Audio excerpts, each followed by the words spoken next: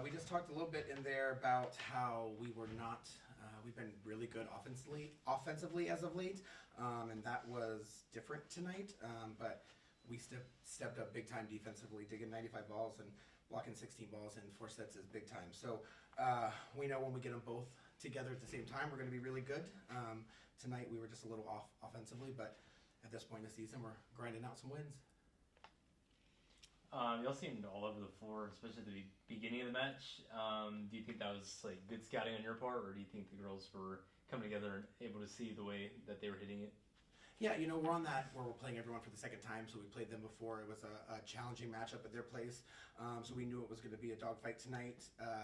Keith challenged them in the locker room. The 2 teams we played this weekend are the 2 teams that are beating us defensively in digs and blocks per set, and so we kind of challenged them a little bit with that, and you saw them step up a little bit with that, so that was fun. Emily DeWalt was the Sunbelt Player of the Week, Sunbelt Setter of the Week 3 times in a row going into this match. But obviously a big part of what makes her so great is her ability to cover. So how do you prepare to be out of system a little bit, how to set her out and still run your offense? Emily DeWalt is a special player. She does a lot of things that we don't train, we don't do. She just does them naturally, and so she's one of the best setters we've had that can put us out of system ball back in system and make her hitters feel comfortable with that. And so she does a lot of that naturally. Janell, you got your 14th double-double and your 10th career double-double and 14th double-figure kill match of the season. Do you feel like your game's hitting the peak at the right time? I wouldn't call it the peak because there's always room for improvement. There's always something better that I can do, we all can do as a team. So I think that it's a good thing that we're starting to figure things out and be a little bit more comfortable and have a little bit more volleyball IQ. But there's always room for improvement. Janell, you had a few more slides featured at the end of the match. Was that an on-the-fly adjustment, or was that something you were kind of holding in the toolbox until the very end? I wish I was holding it. Saving it. Yeah, just saving it for later. No, me and Emily were talking throughout the entire game, just making sure that we were both comfortable, and I think me and her have a special relationship whenever we're on the court together.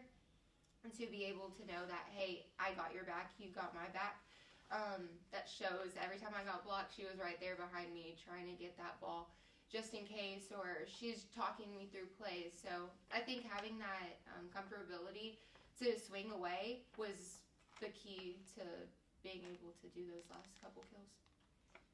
Coach, I want to talk about Jada Gardner. She had a negative 200% kill percentage with 3 kills. You mentioned in the past that she's been going through an illness. Is that still lingering, or? No, Jada's good. She just, had a little bit. She was off a little bit offensively. She had a big match versus them at their place. I think they keyed on her early, which kind of frustrated her a little bit. But I thought she rebounded really well. She came in and blocked 3 balls and had 11 digs. So we talk a lot about if they take something away from you, be good at something else. And I thought after we gave Lauren and Courtney a try, Jada came back in and did some good things for us. Speaking of those digs, Kayla with 23, and then 95 as a team. What was your defense doing to get those numbers?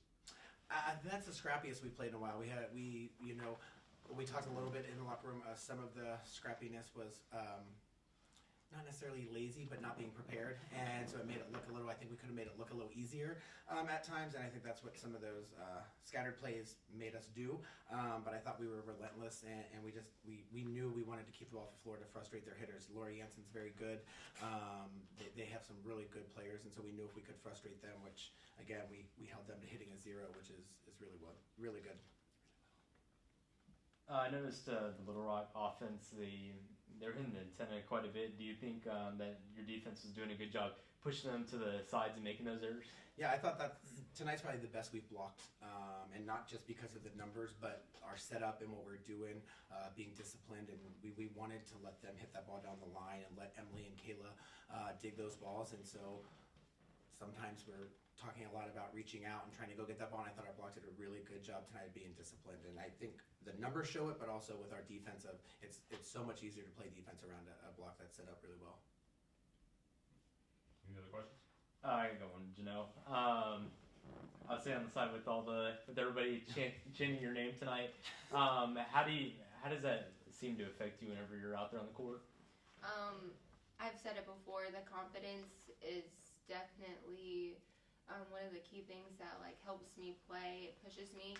I always say that I like to play for the little girl in the stands. So to see all of that support and having the like Bobcat family behind you whenever you're playing, that's why I love playing at home. All of our supporters are here, and it's a motivation. It definitely is. It helps you play. It makes you feel like if you mess up, okay, that's fine, next ball. Like, it's very easy to get out of your head whenever you have your team right next to you and then around you, that atmosphere that they bring.